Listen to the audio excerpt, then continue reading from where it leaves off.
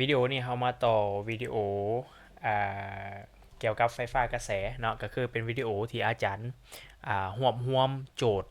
เกี่ยวกับไฟฟ้ากระแสซึ่งเหมาะสมสำหรับนักเรียนม .6 ที่กำลังทวนเผื่อเกียมสอบเสงเรือนขันเรือนสั้นเนาะเอิ้นว่าเรือนขันเนาะในนี่ก็จะมีโจทย์อยู่หลายๆรูปแบบและนี่คือสูตรที่อาจารย์สรุปไว้นับตั้งแต่สูตรคิดไหลความเข็มกระแสไฟฟ้าถึงเป็นสูตรพื้นฐานคือ I เท่ากับ Q ส่วนที่นะนั่น Q เท่ากับ N คูณให้ Q น้อยก็คือเท่ากับจำนวนของปริมาณไฟฟ้าจำนวนของไฟฟ้าบรรจุคูณให้กับขนาดของไฟฟ้าบรรจุสินะเนาะนี่คือสูตรพื้นฐานเกี่ยวกับความเข็มกระแสไฟฟ้าต่อมาเป็นกฎเกณฑ์โอห์มเนาะซึ่งกฎเกณฑ์โอห์มจะถึงนำใช้กับ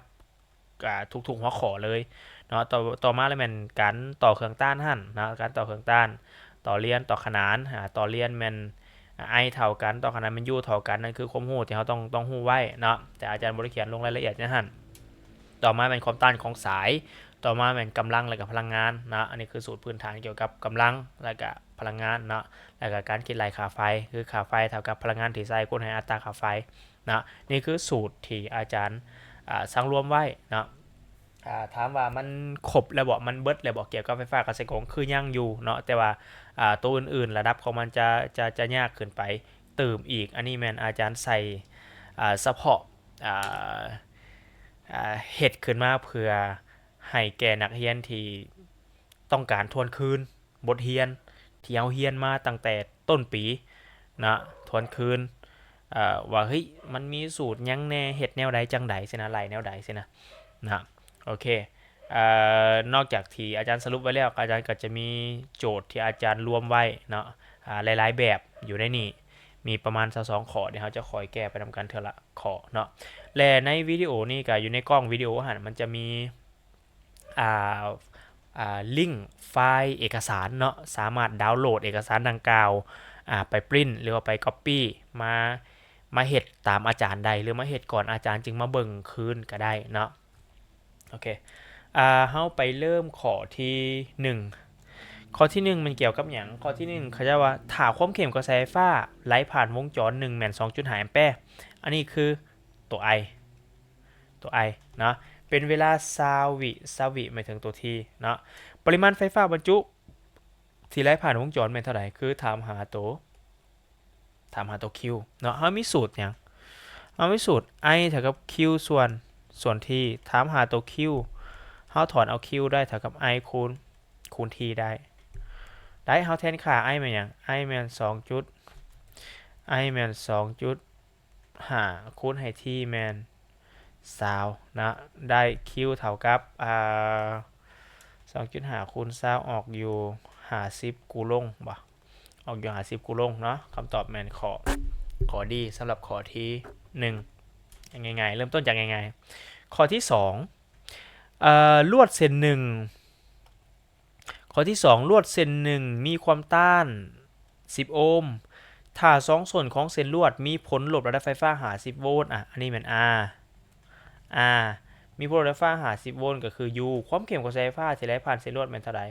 ถามหากระแสไฟฟ้ามันเท่ากับไรเฮามีสูตรอันนี้มันเกี่ยวกับกฎเกณฑ์โอห์มเนาะ I เท่ากับ U ส่วน R ลด I เท่ากับ U ส่วน R คือจบ U แมน50 R แมน10หารกันออกอยู่5หัวหน่วยเป็นแอมแปร์คำตอบแมนข้อ B เนาะอันนั้นเป็นสำหรับข้อ2ไปต่อข้อที่3ระดับของมันจะ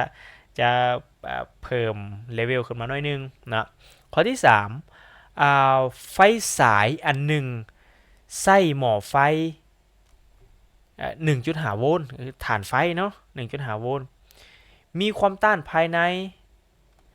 0.5 โอห์ม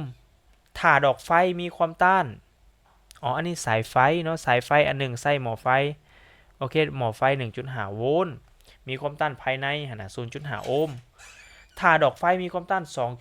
2.5 โอห์มอันนี้คือความต้านของดอกไฟความเข้มของสายไฟที่ไหลผ่านวงจรนี่เป็นเท่าไหร่คือขอนี่เป็นอย่างซี่มันจะมี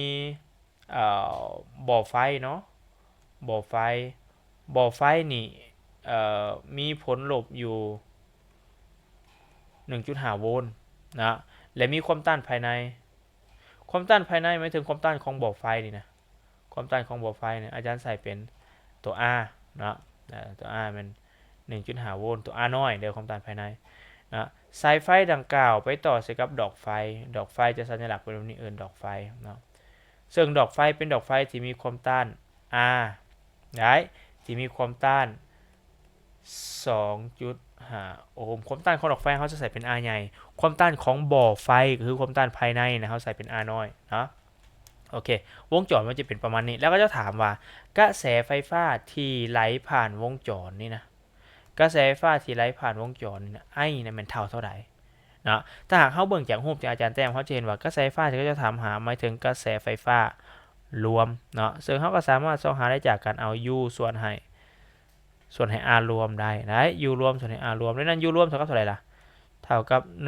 1.5 โวลต์ R รวมเป็นเท่ากับเท่าไหร่ R รวมก็ต้องเอาความต้านภายในบวกให้ความต้านภายนอกคือความต้านของดอกไฟหั่นเนาะก็คือ 0.5 บวกให้ 2.5 ได้ 1.5 ส่วน 3 จะออกอยู่ 1 ส่วน 2 เนาะ 1 ส่วน 2เราจะได้ I เท่ากับ 0.5 แอมแปร์นะคำตอบแมนข้อ A นั่นคือข้อที่ 3 ต่อไปข้อที่ 4 ข้อที่ 4 ถ้าเครื่องใช้ไฟฟ้า 1 มีความต้าน R นะความเข้มของสายไฟฟ้าที่ได้ผ่านมันแมน 0.75 แอมแปร์นี่เป็น I เนาะพลังงานที่ใช้ใน 10 วิอันนี้เป็น T แมนเท่าไหร่ถามหาพลังงานที่ใช้ใน 10 วิแสดงว่าถามหาพลังงานก็คือตัว W เฮามีสูตรพื้นฐาน W เท่ากับ P คูณ T ได้นั่น P เท่ากับอย่าง P เท่ากับ U คูณ I สินะเนาะหรือ P เท่ากับ I กำลัง2คูณ R ก็ได้สินะเนาะเมื่อเฮานำใส่สูตรนี้เฮาจะได้อย่างเฮาจะได้ W เท่ากับ I กำลัง2คูณ R คูณ T ได้ I กำลัง2คูณ R คูณ T แบบนี้ได้สูตรเฉลี่ยพลังงานนะเพราะเฮามี R มี I มี T สินะได้เหตุแบบนี้ได้โอเคฉะนั้นเฮาจะได้ W เท่ากับอย่างเท่ากับ I กำลัง2คือ 0.75 ทั้งเบิดขึ้นกำลัง2คูณให้ R แมน40แล้วก็มาคูณให้10เนาะลองคูณกันเบิ่ง I ขึ้นกำลัง2มาคูณให้40คูณให้10จะออกอยู่225จูล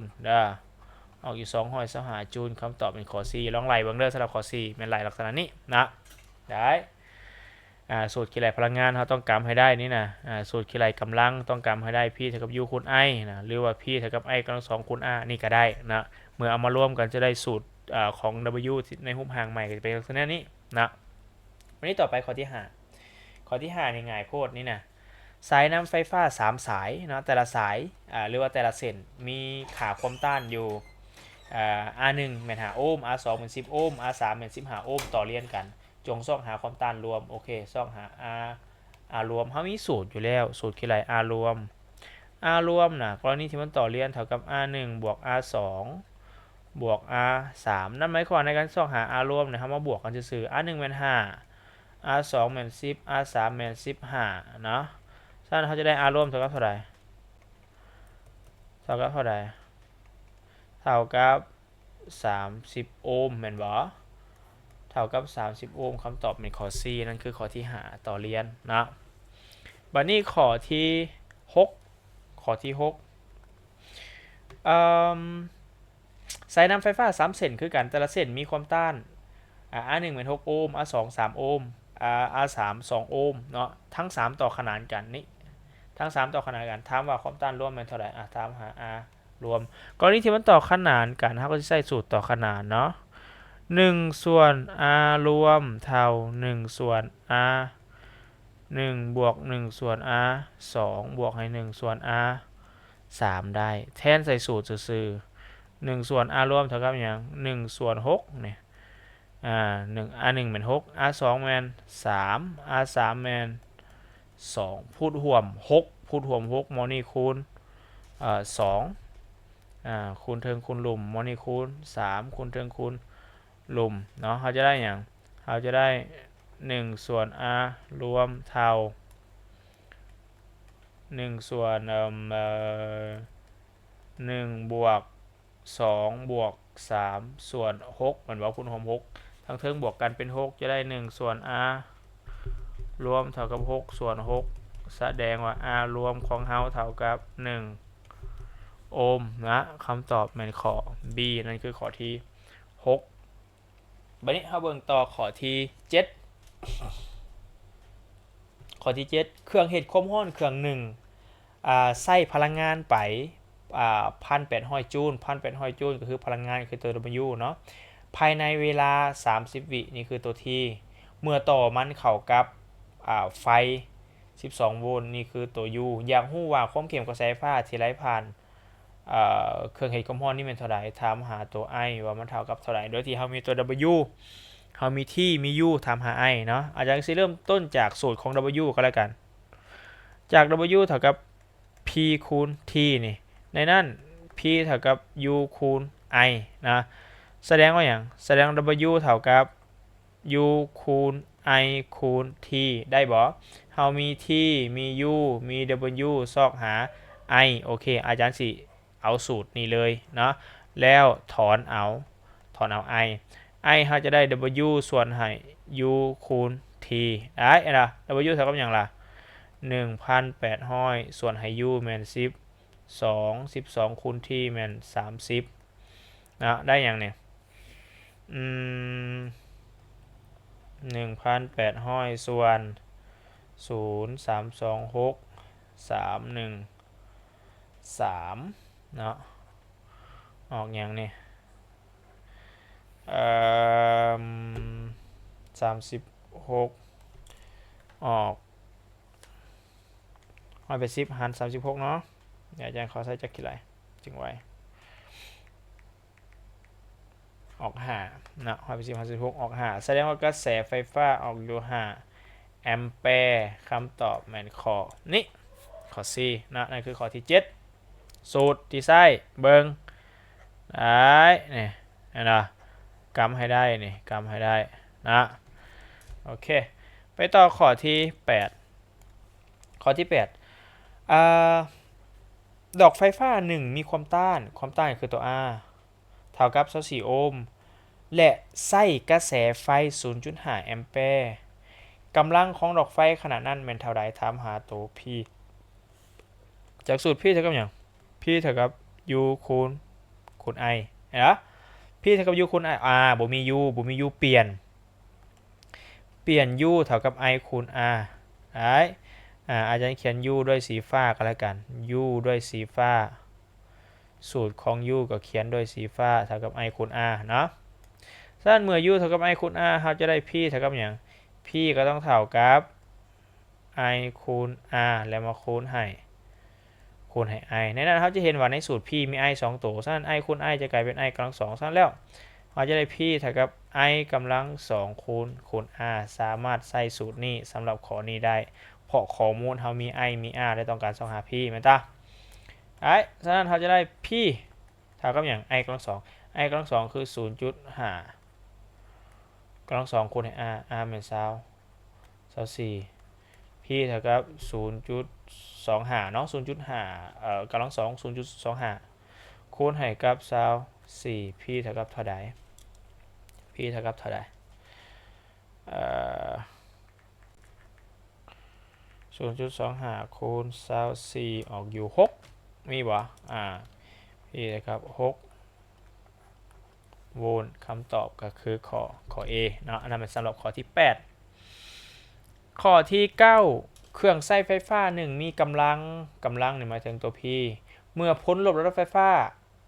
เท่ากับซาวก็คือ U อยากรู้ว่าความต้านของเครื่องใช้นั้นเป็นเท่าใดถามหาตัว R ว่าเท่ากับเท่าใดเนาะซึ่งเมื่อกี้นี้เรามีสูตรอย่างเรามีสูตร P เท่ากับ I กำลัง2คูณ R สามารถใส่ตัวนี้ได้เลยแล้วถอนเอา R นั่นตา R เท่ากับ P ส่วนให้ I กำลัง2ในนั้น P เท่ากับ100 I กำลัง2ก็คือเท่ากับ20กำลัง2เท่ากับ100ส่วนให้20กำลัง2เป็น400เป็นต้าเท่ากับ1ส่วน4ชะซอกหาอย่างความต้าน I เท่ากับ P ส่วน อ่า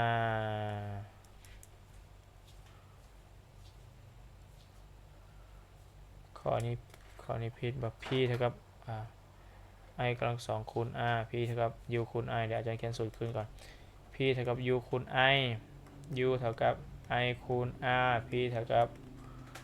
i กำลังสองคูณ r โอเคสูตรถึกถอนเอา r เท่ากับ p ส่วน i กำลังสองอ๋อยชาเฮามี u อันนี้มัน u บ่แม่น i โอเคอาจารย์เขียนผิดแทนค่าของ u ใส่บนของ i บ่ถึกนี่นะบ่ถึกโอเคเฮามี u โอเคคันเฮามี u เฮาก็สิใส่สูตรp เท่ากับ u คูณ i บ่ p เท่ากับ u คูณ i เฮามี u ต้องแปลง i เท่ากับหยัง i เท่ากับ u ส่วนr เนาะฉะนั้น p ของเฮาเท่ากับ u คูณให้ u ส่วน r หรือเขาจะเขียนในรูปนี้ได้ p เท่ากับ u กำลังสองส่วนr ได้นะอันนี้นะเขาถอนเอา r จึงได้ u กำลังสองส่วน p จึงถึกแทนค่าเขาจะได้ r เท่ากับอย่าง u กำลังสองแมน20กำลังสองส่วน p แมน10020กำลังสองออกอยู่400ตา20กำลังสองออก400ส่วน100จะเหลืออยู่ r เท่ากับ4โอห์มนั่นคือข้อที่9คำตอบข้อ B นะเมื่อกี้นี้อาจารย์ลงสูตรไปต่อข้อที่10ข้อที่10ข้อที่9 8 7นี่จะเป็นบทเลขเกี่ยวกับกำลังและกับพลังงานไฟฟ้าเนาะส่วนข้อที่6 5ก็แม่นเป็นการต่อเครื่องต้านเนาะข้อที่4ก็เป็นกำลังและกับพลังงานโอเคไปต่อข้อที่10ข้อที่10เกี่ยวกับอย่างไรข้อที่10ลวดทองแดงมีความต้าน R นะถ้าความยาวของลวดเพิ่มขึ้น2เท่าและพื้นที่หน้าตัดของเส้นลวดลดลงครึ่งหนึ่งโอ้ความต้านใหม่จะเป็นเท่าใดคือมันเป็นอย่างซี่นะลวดทองแดงนี่จากเดิมนี่มีความต้านเป็น R อันนี้เป็นความต้านเดิมคนมีความต้านเป็น R เขาจะว่าต่อมาว่าถ้าความยาวของเส้นลวดเพิ่มขึ้น2เท่าแสดงว่าอย่างแสดงว่าความยาวของตอนที่2นะความยาวของตอนที่2นะเท่ากับ2เท่าของความยาวในตอนที่1ฮะนี่คือวิธีการกำหนดเนาะและต่อมาเพิ่นว่าอย่างพื้นที่หน้าตัดของเส้นลวดลดลงครึ่งหนึ่งแสดงว่าพื้นที่หน้าตัดของตัวที่2ฮะลดลงครึ่งหนึ่งหมายถึงมันเท่ากับ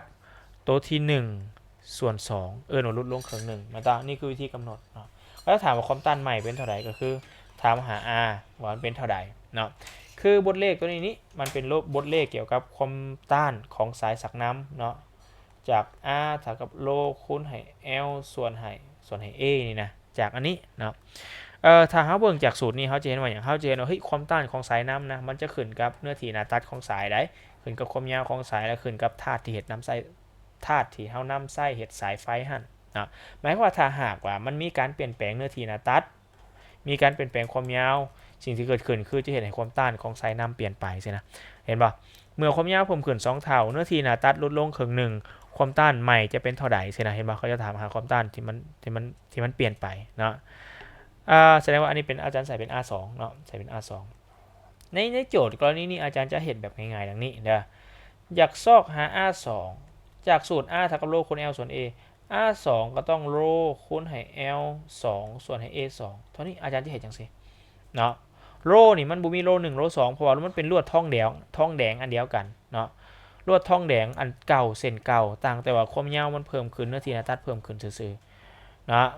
ได้ฉะนั้นอาจารย์จะได้อย่าง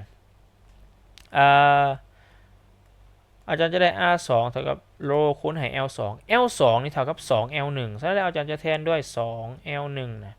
ค่าของ L2 อาจารย์จะแทนด้วย 2L1 A2 มานี่นะ A2 อาจารย์แทนด้วย A1 ส่วน2ได้วันนี้ต่อไปเอานอกคูณนอกในคูณในได้ R2 เท่ากับอย่างเท่ากับอย่างนี้ก็ได้โลคูณให้ 4L1 ก็ได้ส่วนให้ A1 อาจารย์จัดรูปมันหน่อยหนึ่งอาจารย์จัดรูปหน่อยหนึ่งได้ R เท่ากับ4โลคูณให้ L1 ส่วน A1 ได้บอกจังซี่นะซึ่งเขาฮู้ว่าR เท่ากับโลคูณ L ส่วน A ส่วน L1 ส่วน A1 R ตัวนี้ก็ต้องเป็น R1 R1 ก็คือเป็น R เริ่มต้นนั่นเองนะจ๊ะส่วนแล้ว R2 ของเรานี้จะเท่ากับ4เทื่อของ R เริ่มต้นหรือว่า R1 หันนะเจ้นะคำตอบเลยเป็นข้อดีสำหรับข้อที่10ได้นะวันนี้เบิ่งข้อที่11ข้อ11เขาจะว่าอย่างไรสายสักน้ำ2เส้นเห็นมาจากวัสดุชนิดเดียวกันวัสดุชนิดเดียวกันแสดงว่าโร่ของเส้นที่1กับโร่ของเส้นที่2นะเท่ากันและมีความยาวเท่ากันก็คือ L1 เท่า L2 เนาะสายเส้นทำอิฐมีเนื้อที่หน้าตัดเป็นเท่านี้อันนี้เป็นสายเส้นทำอิฐอาจารย์ใส่เป็น A1 สายเส้นที่2มีเนื้อที่หน้าตัดเป็น4มิลลิเมตร2อันนี้เป็น A2 สายใดมีความต้านน้อยกว่าสายใดมีความต้านน้อยกว่าเดี๋ยวนี้ข้อมูลที่เขามีก็คือโร่1เท่าโร่2 L1 เท่า L2 หมายความว่าความยาวของทั้ง2เส้นเท่ากันและเห็นมาจากธาตุชนิดเดียวกันสิ่งที่ต่างกันระหว่าง2เส้นก็คือเป็นเนื้อที่หน้าตัดหั่นเนาะเมื่อเนื้อที่หน้าตัดมันแตกต่างกันจังซี่แน่นอนมันจะเห็นให้ความต้านของมันแตกต่างกันคำถามคือความต้านตัวใดน้อยกว่านั่นคือคำถามที่เขาถามเนาะซึ่งในการที่เขาจะตอบตัวนี้ได้นะครับก็ต้องอิงใส่สูตรของมันจากสูตร R เท่ากับโรคูณให้ L ส่วนให้ A เห็นยังบ่อยู่ในนี้นะเมื่อพิจารณาเบิ่งเนื้อที่หน้าตัดนี่นะเห็นยังบ่เขาจะเห็นว่าเนื้อที่หน้าตัดเป็นอัตราส่วนพัวพันปีนกับขอโทษ R นี่เป็นอัตราส่วนพัวพันปีนกับเนื้อที่หน้าตัดหมายความว่าไงหมายความว่าถ้าหากเนื้อที่หน้าตัดหลายความต้านจะหน่อยเนื้อที่หน้าตัดหน่อยความต้านจะหลายสินะว่าเขาจะถามว่าเส้นใดมีความต้านหน่อยความต้านหน่อยก็ต้องเป็นเส้นที่มีเนื้อที่หน้าตัดหลายมาดิเนาะสั้นมันก็ต้องเป็นเส้นที่มีเนื้อที่หน้าตัดเท่ากับ4ก็คือเส้นที่เท่าไหร่เส้นที่2สินะวิเคราะห์แบบนี้พิจารณาแบบนี้สำหรับข้อที่11นะไปเบิ่งข้อที่12ข้อที่12ลวดทองแดงมีความยาว L เท่ากับ100เมตรเนาะมีเนื้อที่หน้าตัด A เท่ากับเท่านี้เนื้อที่หน้าตัดนี่ต้องเปลี่ยนเป็นเมตร2เด้อออกอยู่2คูณ10กำลังลบ6เมตร2นะแปลงเนาะพวกเขาใส่ตารางก็ได้นะลองแปลงไปเลยกำลังก็จะออกอยู่2คูณ10กำลังลบ6หรือบอกกระเท่ากับเท่าไหร่เท่ากับ 0.12345 สินะมันจะเท่าแบบนี้เวลาเขาแปลงอาศัยตารางนะเวลาแปลงไปเลขกำลังก็จะได้แบบอาจารย์เนาะอาจารย์จะเอาเลขกำลังเอาจึงไรง่ายนะถ้าความต้านจำเพาะของทองแดงไหมเท่านี้อันนี้คือความต้านจำเพาะความต้านจำเพาะคือโรเนาะความต้านของสายนี่เป็นเท่าไหร่ความต้านของสายคือตัว R ตามหาตัว R เนาะตามหาตัว R ก็จะใช้สูตรตัว R เลยคือ R เท่ากับโรคูณให้ L เลยมาส่วนให้ A แทนค่าไปสื่อโรแมน 1.68 คูณ10กำลังลบ8มาคูณให้ L เป็น100ได้มาส่วนให้ยังส่วนให้2คูณ10กำลังลบ6มันต่อ A นะได้100คูณให้1.68 ออกอยู่168เป็นปะคูณ10กำลังลบ8คือเก่าเนาะมาส่วนให้ยังส่วนให้2คูณ10กำลังลบ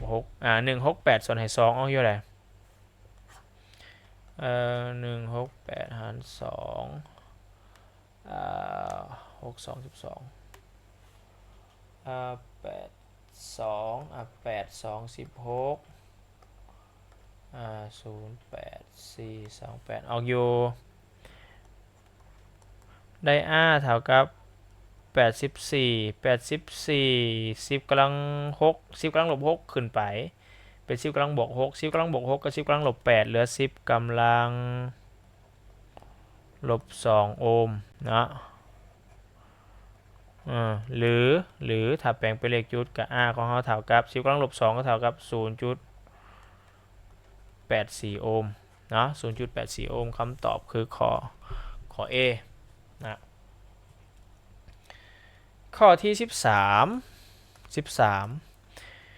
สายไฟเส้นหนึ่งมีความต้าน R มีความยาวเท่านี้เหตุมาจากวัสดุที่มีความต้านจำเพาะเท่านี้มีหน้าที่หน้าตัดเท่าไรถามหาตัว A จากสูตร R เท่ากับโลคูณให้ L ส่วนให้ A เนาะจากสูตรดังกล่าวถ้าหากเขาถอนเอา A ได้อย่างได้โลคูณให้ L ส่วนให้ R ได้สามารถแทนค่าได้เลยโลแมน 2.5 คูณ10กำลังลบ8คูณให้ L แมน50มันตามาส่วนให้ R เป็น5โอเคเลขนี้รู้สึกว่าเป็นเลขงามอยู่นะ50หาร5ออกอยู่ 50กับ5ตัวทั้งเทิงออกอยู่10คูณให้ 2.5 กลายเป็น25คูณ10กำลังลบ8มีบ่25คูณ10กำลังลบ8แมท2บ่มีเลข25มีแต่ 2.5 โอเคถ้าหากว่าเราแปลงเป็น 2.5 ถ้าหากเราแปลงเป็น 2.5 a เราก็จะเท่ากับ 2.5 จากเลข25กลายมาเป็น 2.5 ก็คือเลขมันน้อยลงคันเลขมันน้อยลงกำลังมันจะเพิ่มขึ้นจากลบ8จะเป็นลบ7นั่นคือเอิ้นว่ากำลังเพิ่มขึ้นแม่นติได้แมทกำลัง2คำตอบคือข้อ A เนาะสำหรับข้อที่13ไปเบิ่งข้อที่14ข้อที่14นี่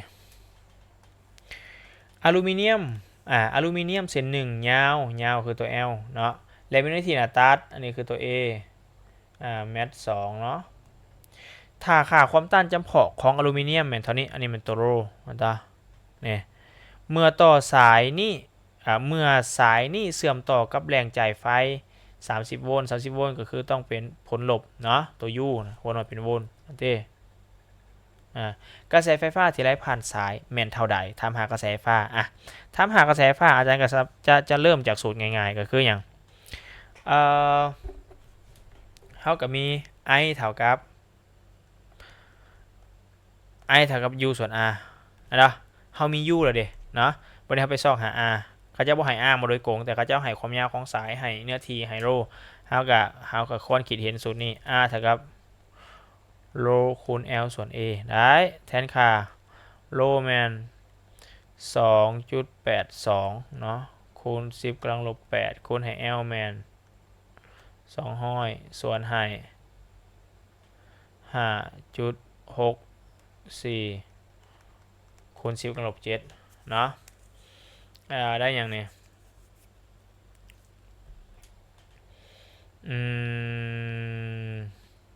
โอเคเราลอง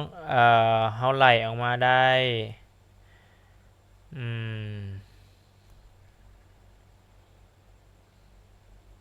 200เปลี่ยนเป็น2คูณ10กำลัง2มาคูณให้ 2.82 ออกอยู่ 5.64 เนาะ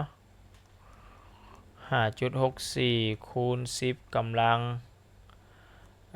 ลบ6เนาะเพราะว่าอันนี้มันอาจารย์แปลงเป็น2คูณ10กำลังลบ2เอา2มาคูณให้กับตัวนี้ออกอยู่ 5.64 เนาะกำลังลบออกอันนี้กำลัง2ด้วยกำลังลบ2กำลัง2กำลังบวก2กำลัง8เหลือกำลังลบ6สินะเนาะทั้งรวมกับ 5.64 คูณ10กำลังลบ7นะตัดกันตืดๆแสดงว่าเขาจะได้ r เท่ากับอย่าง10กำลังลบ6ย้าย10กำลังลบ7ขึ้นไปกลายเป็น10กำลังลบ6คูณให้10กำลัง7แสดงว่า r เท่ากับ10กำลัง1ก็คือออกอยู่10โอห์มนั่นเองเมื่อ r เท่า10โอห์มเขาก็จะได้ I คือกระแสไฟฟ้าที่ไหลผ่านสายไฟดังกล่าวเท่ากับ U แมน30 R แมน10ได้ I เท่ากับ3แอมแปร์นะ3แอมแปร์ข้อที่14แมนข้อ A นะนี่คือวิธีไรเสื่อมโยงความรู้เกี่ยวกับกฎเกณฑ์โอห์มไปหาความรู้เกี่ยวกับความต้านของสายสักน้ำเห็นว่า2เรื่องเนี่ยได้เข้ากันนะข้อที่15ง่ายข้อที่15เครื่องต้าน2อันคือ R1 เท่ากับ6 R2 เท่ากับ3ต่อขนานกันเนาะแล้วต่อใส่กับแรงจ่ายไฟเท่านี้อันนี้คือ U เนาะนี่คือ U ความเข้มกระแสไฟฟ้าที่ไหลออกจากแหล่งกำเนิดแมนเท่าใดโอเคความเข้มกระแสไฟฟ้าคือ I ก็ต้องเท่ากับ U ส่วน R นี่คือง่ายๆเลยไม่ต้องคิดอย่างซับซ้อนเนาะคือ U เขามีแล้ว9เท่า2หา R บ่นี้นะเนาะ R นี่เป็น2ตัวต่อขนานกัน2ตัวต่อขนานกันฉะนั้น R นี่เขาจะสามารถซอกหาได้จากสูตรของ R รวมต่อขนานนั่นคือ1ส่วน R เท่ากับ1ส่วน R 1บวก1ส่วน R 2ไปจังซี่นะเนาะแทนค่า1ส่วน R รวมเท่ากับ1ส่วน6บวก1ส่วน3พูดรวม6พูดรวม6คูณ2ใส่คูณ2ใส่เนาะเราได้1ส่วน R รวมเท่ากับเท่าไหร่3ส่วน6 R รวมเท่า6ส่วน3ออก2โอห์มนี่คือ R รวมเนาะเมื่อได้ R รวมเราก็ได้อย่างเราก็ได้ I เท่า U ส่วน R U แม่น9ส่วน2เราได้ I เท่ากับ4จุด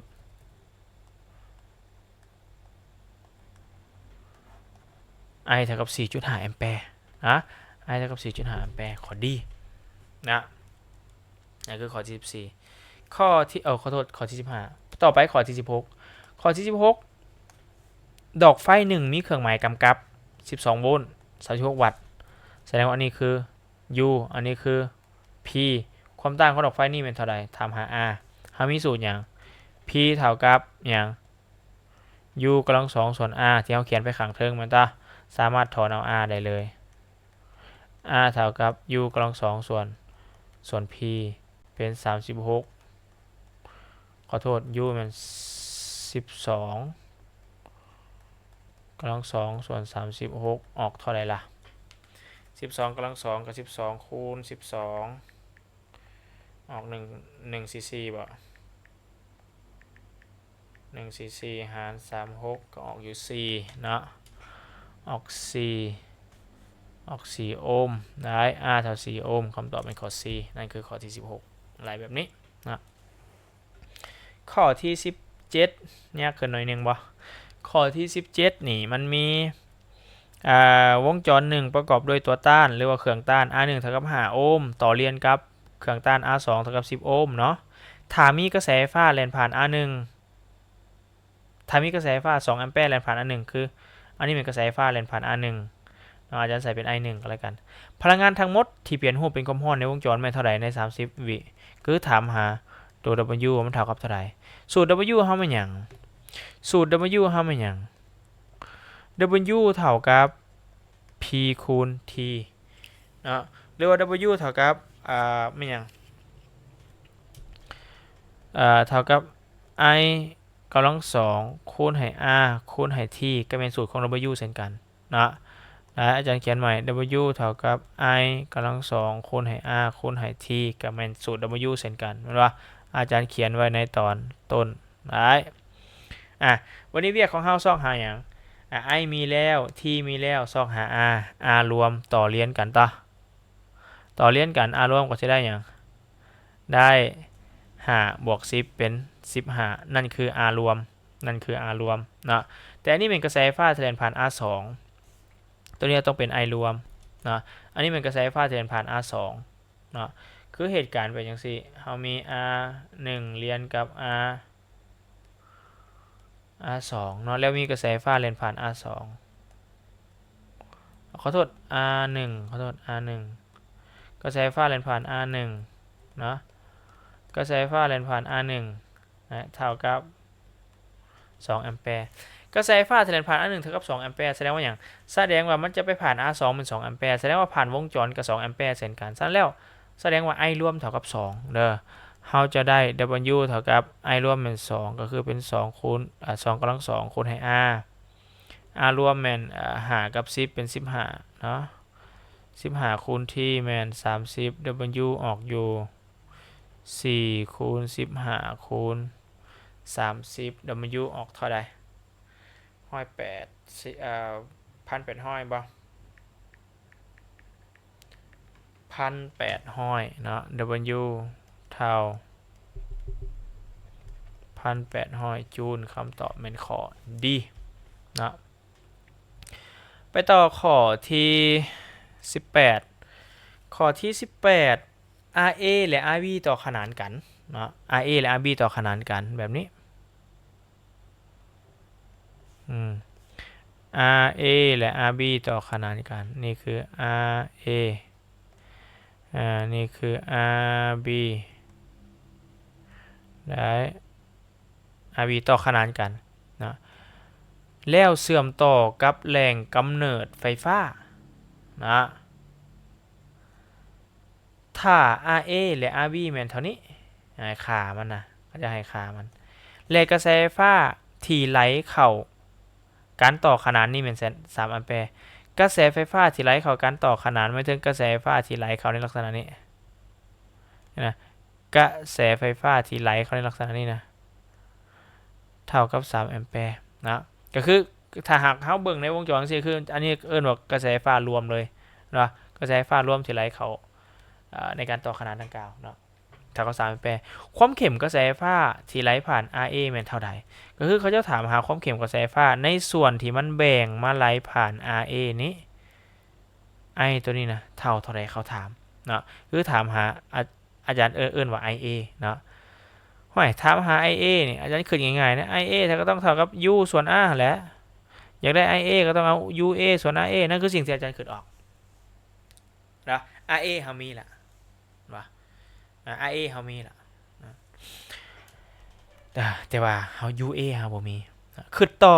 นะเดี๋ยวนี้วงจรดังกล่าวเป็นวงจรต่อขนานลักษณะพิเศษของวงจรต่อขนานก็คือเฮ้ย U เท่ากันแสดงว่าหยังแสดงว่า UA เท่า UB เท่ากับ U รวมถ้าเฮาบ่มี UA เฮาสามารถเอา U รวมไปแทนใส่ได้เฮาก็สามารถใส่ U รวมเลย U รวมเท่ากับหยังล่ะ U รวมต้องเท่ากับ I รวมคูณให้ R รวมนะ I รวมเฮามีแล้วเท่า3 R รวมได้เท่าไหร่ R รวม R รวมมันต่อขนาน R รวมเท่า1ส่วน R1 บวก1ส่วน R2 R1 มัน10อาจารย์แทนเลยเด้อ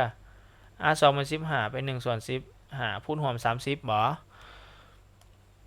พูดรวม30คูณ3คูณ2แสดงว่า1ส่วน R รวมเท่ากับ5ส่วน30 R รวมเท่ากับเท่าใด30ส่วน5ออก6บ่ออก6เนาะแล้ว U เท่า6ส่วนอาจารย์ไรยังผิดบ่15 2 30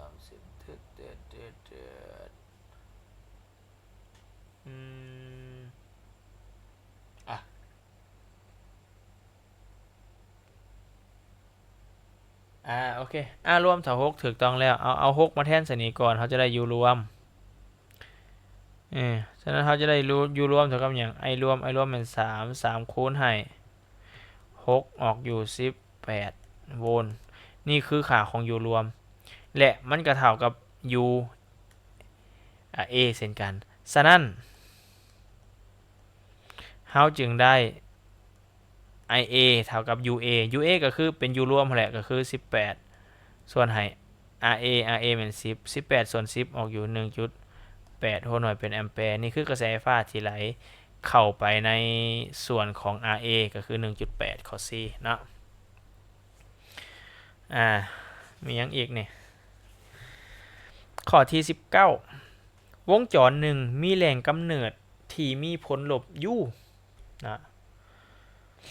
เครื่องต้าน R1 และ R2 ต่อขนานกันแล้วต่อเรียนกับ R3 R1 และ R2 ต่อขนานกันอันนี้มัน R1 R2 ซะต่อขนานกันหลังจากนั้นไปต่อเรียนกับ R3 เนี่ยแต้มให้เป็นนี่หลังจากนั้นต่อเรียนกับ R3 เนาะนี่ความหมายของมันโดยที่ R1 มัน10 R2 มัน R2 มัน15และ R3 มัน5เนาะและกระแสไฟฟ้าที่แล่นผ่าน R3 มัน2แอมแปร์โอ้กระแสไฟฟ้าที่แล่นผ่าน R3 หมายถึงกระแสไฟฟ้าที่แล่นผ่านมานี่อาจจะใส่เป็น I3 เท่ากับ2แอมแปร์เนาะผลลบระดับไฟฟ้าของวงจรมันเท่าไหร่ถามหา U รวมถามหา U รวมเท่าใดซึ่งถ้าถามหา U อาจารย์ก็สิเริ่มต้นง่ายๆอีก U เท่ากับ I คูณ R จบ U รวมก็ต้องเท่ากับ I รวมคูณให้ R รวมเห็นปะเริ่มต้นง่ายๆจากกฎเกณฑ์โอห์มหมดเลย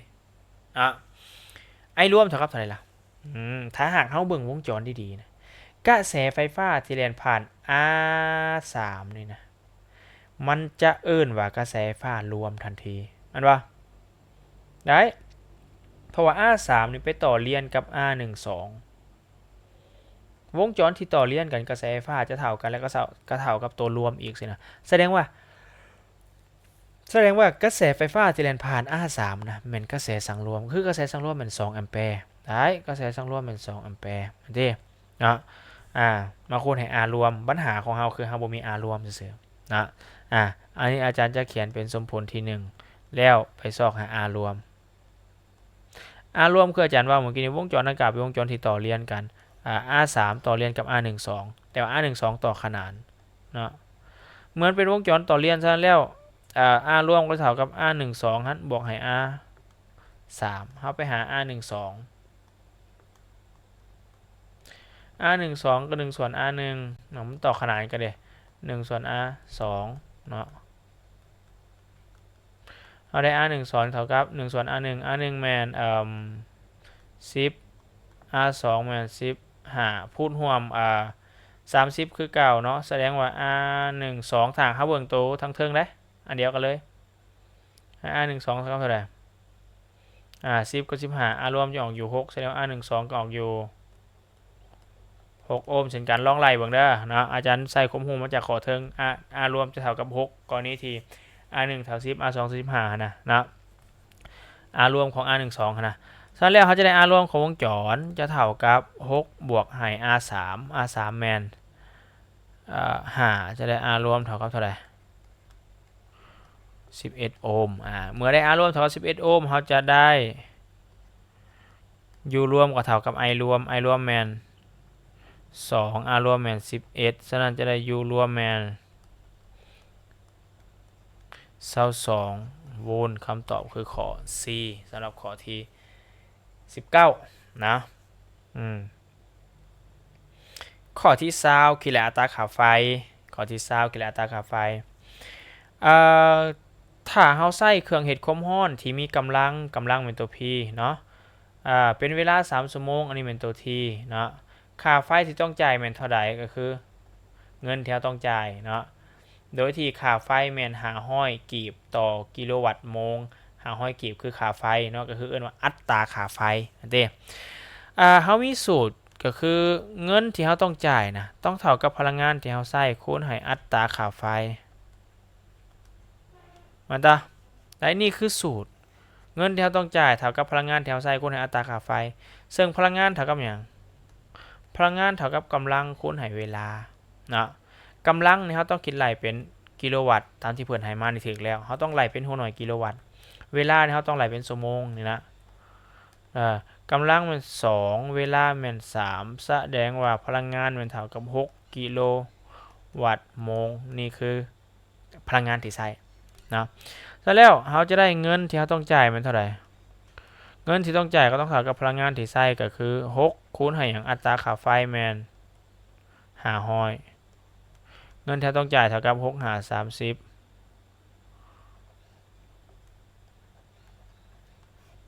3,000 กีบแม่นบ่ออก 3,000 กีบก่อนนี้ง่ายๆข้อที่21โทรภาพหน่วยหนึ่งมีกำลังเป็นตัว P เท่ากับ150วัตต์ต้องเปลี่ยนเป็นกิโลวัตต์เด้อออกอยู่ 0.15 กิโลวัตต์